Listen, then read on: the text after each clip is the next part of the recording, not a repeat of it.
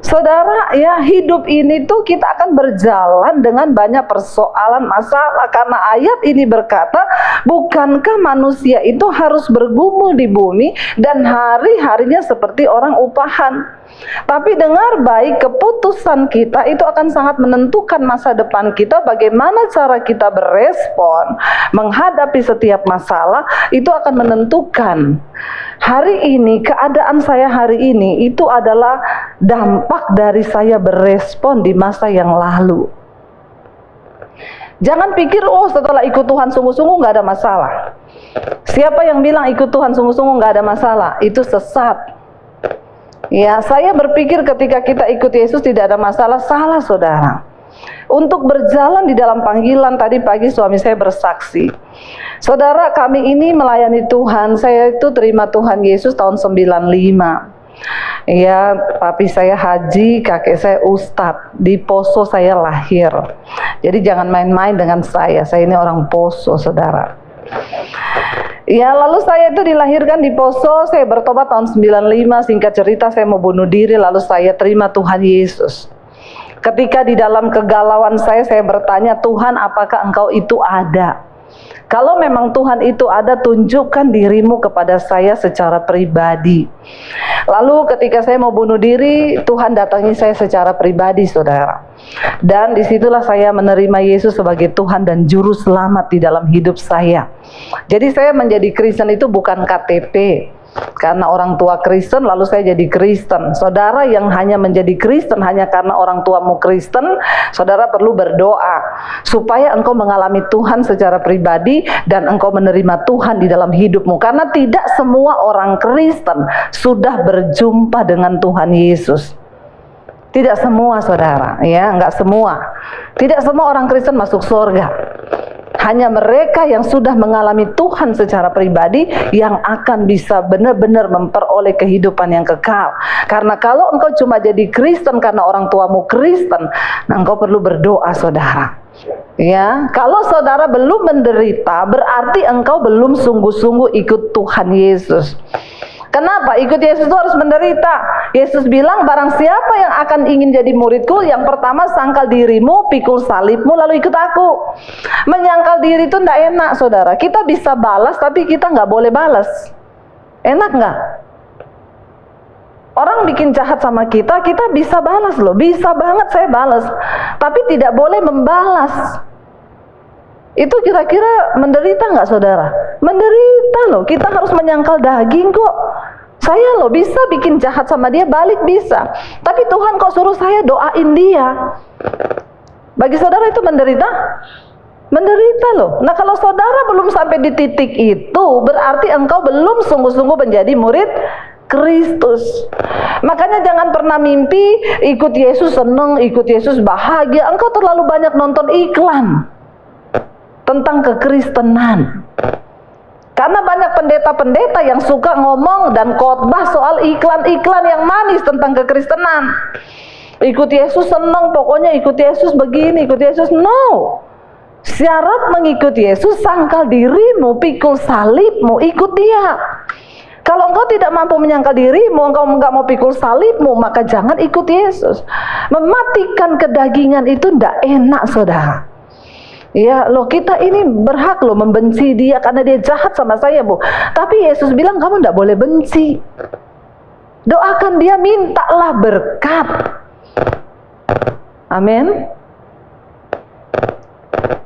Ya, kita orang benci sama kita bisa loh. Ada orang datang, Bu, saya itu kepahitan, Bu. Bagaimana supaya saya nggak kepahitan? Ya doakan, kan Tuhan udah bilang. Kalau engkau berdoa minta berkat bagi dia, maka engkau nggak mungkin kepahitan lagi karena engkau mendoakan dia. Kenapa kita harus berdoa memberkati orang yang menyakiti kita? Itu penawar racun kepahitan bagi hidup kita. Saya sih berdoa, Bu, bagi dia, Bu, tapi saya berdoa, Tuhan balaskan dia lipat kali ganda, Tuhan. Dikutuk 7 terudan dalam nama Yesus, celaka mati. Nah itu kita doanya begitu, ya. Tapi nggak boleh. Jadi itu daging, saudara, yang harus kita kalahkan ketika kita mulai ikut Yesus. Ada banyak hal yang dulu bisa aku lakukan, sekarang nggak bisa. Saya mengikut Tuhan, akhirnya saya mulai masuk dalam panggilan. Saya berjalan di dalam panggilan tahun 96, saya keluar dari rumah 97, saya masuk sekolah Alkitab di Makassar. Ya, lalu 1 tahun saya diproses di tempat kos-kosan. Saya berdoa puasa, saudara. Lagi doa puasa di tempat kos-kosan itu, saya dapat penglihatan. Saya berdiri di depan ribuan orang, saudara. Lalu saya berkhotbah. Waktu berdoa itu, begitu buka mata, amin, pakaian kotor. Tidak seindah di dalam hadirat Tuhan loh. Begitu amin, buka lihat kenyataan. Ya ampun, kenyataannya begitu. Saya ikut Yesus dari tahun 95, isinya menderita, terus menderita. Tapi saya mau bersaksi sama saudara, hari ini semua yang Tuhan janjikan itu digenapi di dalam hidup saya. Tidak ada satupun yang tidak Dia genapi. Ketika apa, saudara? Waktu kita dalam pergumulan, biar matamu itu terus tertuju kepada Yesus. Siapa yang bisa menggagalkan rencana Tuhan atas hidup kita? Kita sendiri. Karena kita lari dari panggilan itu. Karena kita berespon dengan tidak benar. Mari berespon dengan benar dalam setiap persoalan hidupmu. Jalani satu demi satu.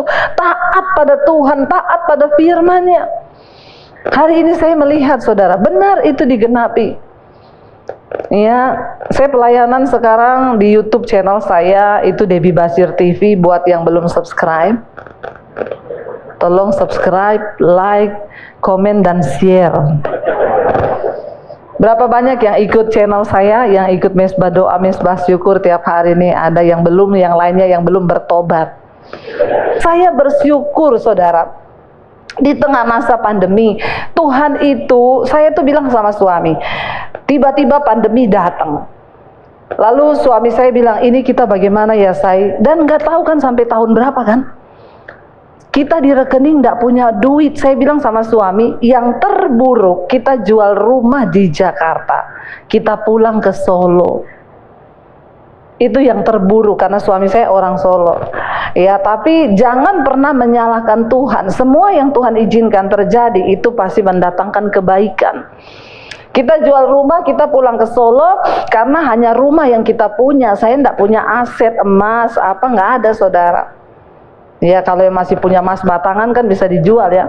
Saya punya emas, ya ini 70 kilo Mas Daniel. Itu pun dijual enggak laku. Makin naik timbangannya, makin turun harganya. Beda sama emas batangan kan, makin naik timbangan, makin naik harganya. Jadi saya bilang yang kita punya rumah. Tiba-tiba, saudara, ya kita pokoknya jalani dengan bersyukur. YouTube itu, saya tuh dapat mesbah doa itu bukan konten yang saya cari-cari. Kita cari konten apa ya yang menarik. Jadi ketika pandemi itu orang orang mati-mati, mayat itu di syuting. Saya itu dapat inbox dari YouTube di creator itu di HP saya. Selamat Debbie Basir TV, Anda bisa live dari handphone. Saya dapat fasilitas itu. Lalu saya iseng, saya pencet gambar kameranya dari HP. Tiba-tiba saya sudah live di YouTube. Orang udah masuk di live chatnya, Shalom Bu Debbie, Bu, apa yang terjadi ya Bu? Ini kenapa Bu? Semua pada mati-mati. Ini ada apa? Suami saya itu dari sebelah sana manggil saya, ngomong, "Say, itu kamu live di YouTube. Matiin. Saya bingung bagaimana, saya nggak tahu. Kenapa kamu pencet itu? Tutup. Tapi tuh jemaat udah masuk, Shalom Bu. Jadi saya tuh sambil ngomong, iya berdoa ya saudara, kita nggak tahu, berdoa saja, Tuhan pokoknya punya pegang kendali. Firman Tuhan berkata di dalam Roma pasal 8, cuma begitu. Suami saya di sana cuma sibuk, tutup, matiin. Karena di kamar, saudara. Nah, dia lagi di keyboard. Saya bilang, daripada lu begitu, main musik, main cepet. Jadi saudara, itu spontan. Malam itu suami saya main, saya akhirnya berdoa, saudara jangan takut, Tuhan tuh punya rencana. Semua yang masuk itu kasih gambar nangis. Dan setelah itu mereka gini, Bu Debbie besok malam lagi ya. Loh, Saudara, kan kita nih nggak tahu, tapi waktu itu memang mencekam sekali. Jadi saya langsung, ya udah besok malam kita masih tetap pakai handphone, tapi sudah pakai tiang. Ditaruh di depan, saya duduk di samping keyboard. Sudah agak ditata sedikit, saudara. Walaupun kadang masih putus-putus karena kadang sinyal nggak ada. Tapi tidak ada yang menduga. Saya pikir waktu itu pasti cuma karena pandemi ya. Setelah pandemi nanti sudah selesai, orang pasti turun yang ikut. Ternyata saudara, itu setelah pandemi ya, sekarang yaitu saya melihat setiap malam itu mesbah doa hampir 60.000, mesbah pagi sekarang hampir 100.000. Saudara, jadi saya mau bilang hari ini, setiap kita itu pasti akan diizinkan Tuhan mengalami pencobaan. Tapi yang terpenting adalah bagaimana cara kita memandang, bagaimana cara kita berespon di tengah pencobaan itu. Saudara, ngerti kebenaran, mengerti kebenaran. Kalau engkau masih dikasihi Tuhan, maka Tuhan akan menghajar. Kalau engkau masih dikasihinya, engkau akan dihajar. Tapi kalau Tuhan sudah tidak mengasihi seseorang, makanya kita lihat banyak orang mati di hotel lagi bersinah, sudah tidak ada belas kasihan. Sebenarnya Alkitab bilang Tuhan itu tidak berkenan loh pada kematian orang fasik, tetapi dia berkenan pada pertobatannya. Tapi kalau orang tidak mau bertobat dan memang sudah tidak ada dalam belas kasihan Tuhan, yaitu dia. Makanya kita dengar berita lagi selingkuh mati di hotel kena serangan jantung. Apa Bapak mau tunggu yang seperti itu, Pak? Saya bilang, jangan terlalu GR, Pak. Emang lu dikasihi Tuhan? Kalau Bapak dikasihi Tuhan, Bapak akan bertobat. Karena Tuhan akan menghajar Bapak dengan caranya dan membawa Bapak bertobat. Tapi kalau Bapak tidak dikasihi Tuhan, engkau terus aja dosa, Pak. Engkau sehat, tiba-tiba jantungmu berhenti. Mati kau, Pak, binasa. Sekarang itu sudah nggak usah pakai basa-basi hadapi orang Kristen. Saya nggak suka pakai basa-basi, yang alus-alus sudah nggak mempan. Ya, karena sekarang itu manusia lebih setan dari setan. Ya, jangan salahin setan apa-apa ya. Selingkuh gara-gara setan, Bu. Ih, setan bilang enak di lu, sial di gua. Yang selingkuh, lu yang salah gua lagi. Kasihan loh setan itu. Bener-bener kasihan, sampai setan bilang sama Tuhan, saya udah gak mau jadi setan, Tuhan. Kenapa? Manusia lebih setan dari setan. Sekarang setan sembunyi aja di gua-gua, di hutan-hutan, dicari pakai kamera buat konten. Coba apa enggak manusia itu lebih setan dari setan? Karena kalau yang mengandung setan itu rame ditonton orang sampai jutaan, saudara. Makanya setan bilang, kita aja dikaryakan loh, dipakai cari duit setan loh. Ya, kata kuntilanak aja ya, saya itu baju saya panjang sampai di bawah, bolongannya 1 tok di belakang. Orang Kristen zaman now udah bajunya pendek, bolong di mana-mana. Makanya kata kuntilanak, yang setan eke apa ye? Bertobat orang Kristen. Katakan amin. Saudara, ya kalau engkau masih dikasihi dan dianggap anak, maka engkau akan dihajar. Tapi kalau enggak, sorry. Makanya kita bertobat hari ini. Ya, bilang Tuhan, kalau engkau kasihi aku, hajar aku Tuhan. Kasih tahu apa yang harus aku benahi di hidupku. Aku lebih rela menderita karena kebenaran, supaya ketika Tuhan datang, aku kedapatan layak. Saudara, untuk masuk surga itu tidak gampang ya. Jangan engkau pikir surga itu murahan. Apalagi saudara sekarang dengar khotbah-khotbah ya, yang enak-enak, yang ringan-ringan. Untuk masuk surga, sorry, Anda mau masuk istana presiden aja itu tidak mudah loh. Benar apa benar? Terus pikir masuk surga gampang. Kalau engkau tidak habiskan kedaginganmu, kalau engkau tidak bertobat, maka engkau tidak layak, saudara. Bukan orang yang berseru padaku Tuhan, Tuhan yang akan masuk dalam kerajaan surga, kata Yesus. Hanya mereka yang melakukan kehendak Bapa.